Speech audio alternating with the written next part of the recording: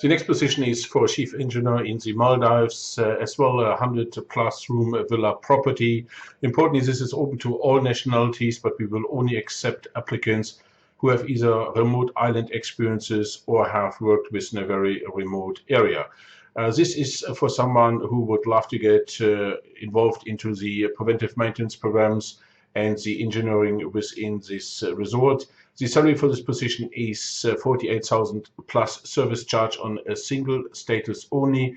And if you would have interest, please contact us and you can speak to either Stuart Chase or affiliate recruiter in Africa, or of course call myself. Wishing you a wonderful day.